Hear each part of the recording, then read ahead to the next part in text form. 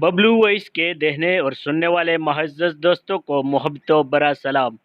प्यारे दोस्तों, मैं दुबई में एक air condition fitting and repairing company में टेक्नीशियन का काम करता था। रात 12 बजे करीबी अस्पताल से कॉल आ गई कि मुर्दा खाने में ठंडक का निज़ाम रुक गया है। जल्द इस जल्द ठीक ना किया तो शदीद गर्मी की वजह से लाशें ख़राब हो जाएंगी। मैंने साथ वाले बंदे को कॉल की तो उसने कॉल नहीं उठाई। मैंने हालात की संगीनी को भांपते हुए मोबाइल वैन निकाली और दिए गए पते पर पहुंच गया। वहां जाकर चेक किया तो पता चला फ्यूज़ उड़ गया हुआ था। जल्दी जल्दी फ्यूज़ बदला और मशीनें दोबारा कूलिंग करने लग गईं, लेकिन वहां मौजूद निगरान ने कहा कि पिछले 3 घंटे से यह निज़ाम बंद पड़ा था, तो तुम बारी बारी सारे सरदखाने खोल कर चेक कर दो कि आया सब में यकसा कूलिंग हो रही है या नहीं।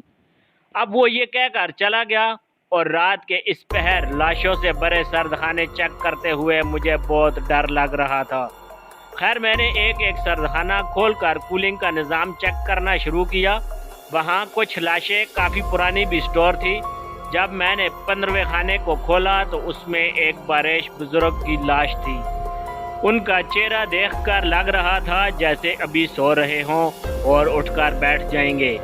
पता नहीं क्यों किसी नादीदा ताकत ने मुझे उनके चेहरे पर गौर करने को मजबूर कर दिया। मैं करीब होते होते बिल्कुल लाश के चेहरे के ऊपर पहुंच गया। फिर अचानक वो हो गया जिसका मैंने गुमान भी नहीं किया था। बुजुर्ग ने आंखें खोली और मुझे गिरबान से पकड़ लिया और मेरी हालत तो ऐसी थी कि छुओ तो जान नहीं, काटो तो लहू नहीं।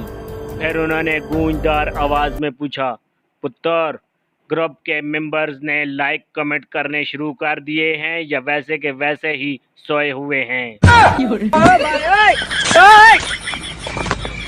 प्यारे दोस्तों, रेलगाड़ी में बाथरूम कब बने? रेल मुसाफिर ओखेल चंद्रा सिंह ने 1909 में रेलवे ऑफिसर को शिकायती मरासला लिखा। मुलाहिजा हो, जनाब डिविजनल रेलवे ऑफिसर, मैं रेल पे सफ़र कर रहा था। बसियार खुराकी के सबब मेरे पेट में शदीद मरोड़ उठने लगे।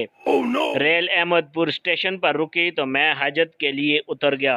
अभी हाजत रवाई जारी थी कि नासपेटे गार्ड ने सीटी बजा दी। सीटी सुनकर मैं सटपटा गया और इस आलम में दौड़ लगाई कि एक हाथ में लोटा और दूसरे हाथ से मैंने लंगोट पकड़ा हुआ था।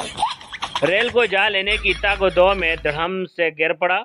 स्टेशन पर मौजूद क्या खवातीन और क्या हज़रात, सभी ने मेरे खुले पिछवाड़े के नज़ारे किए।